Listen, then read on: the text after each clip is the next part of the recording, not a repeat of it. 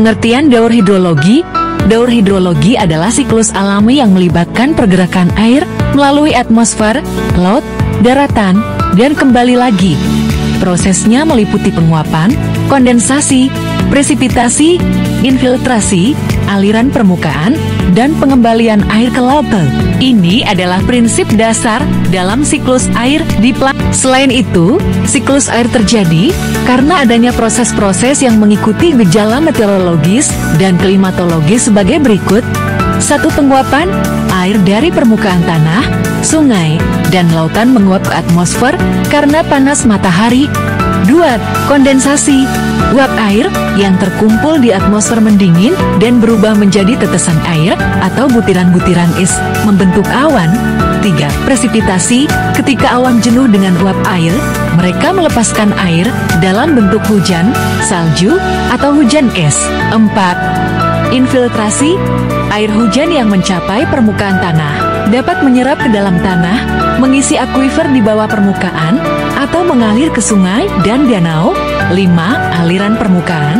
Air hujan yang tidak terserap oleh tanah mengalir melalui sungai, danau, dan akhirnya kembali ke laut. 6. Pengembalian ke laut. Air yang mengalir ke laut melalui sungai atau langsung ke laut, dan siklus dimulai kembali dengan penguapan dari permukaan air. Siklus hidrologi. 1. Siklus air pendek. Siklus air pendek adalah penguapan terjadi di permukaan laut, terjadi kondensasi, kemudian membentuk awan, dan akhirnya terjadi hujan yang jatuh ke laut lagi. 2. Siklus air sedang.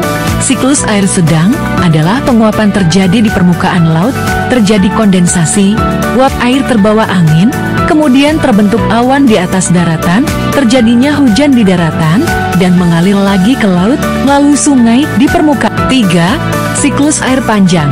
Siklus air panjang adalah penguapan terjadi di permukaan laut, terjadi kondensasi, uap air terbawa angin, dan membentuk awan di atas daratan hingga ke pegunungan tinggi, kemudian jatuh sebagai salju, terbentuk gletser, mengalir ke sungai, dan selanjutnya kembali lagi. Berikut beberapa contoh aktivitas manusia yang dapat mengganggu siklus hidrologi.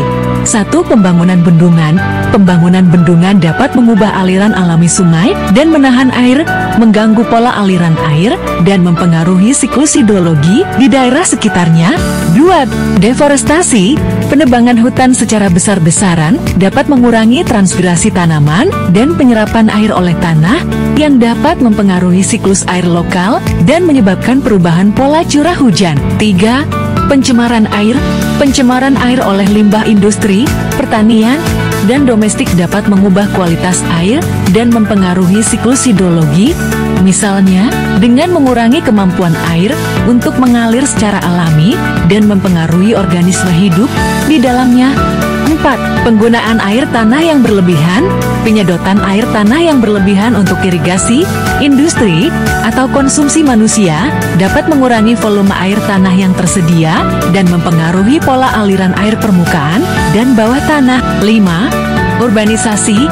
Pembangunan perkotaan yang cepat dapat menyebabkan peningkatan aliran permukaan dan mengurangi infiltrasi air hujan ke dalam tanah yang dapat mengganggu pola aliran air dan menyebabkan banjir serta kekeringan. 6. Pengelolaan lahan yang buruk.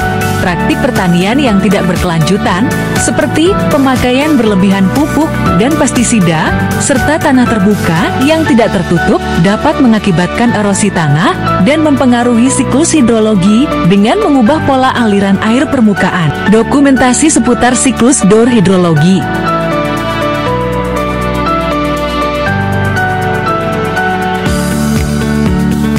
Proses adalah video ilustrasi dari siklus daur hidrologi. Terjadi penguapan atau evaporasi, transpirasi, kemudian terbentuknya awan akibat kondensasi, kemudian terjadinya hujan atau presipitasi, lalu hujan turun di atas permukaan bumi, infiltrasi dan runoff itu akan mengalir kembali ke laut, airnya akan mengalir kembali ke laut. Ini yang disebut sebagai siklus hidrologi.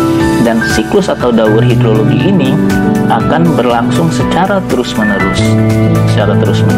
Ini yang mengakibatkan air di permukaan bumi ini tidak akan pernah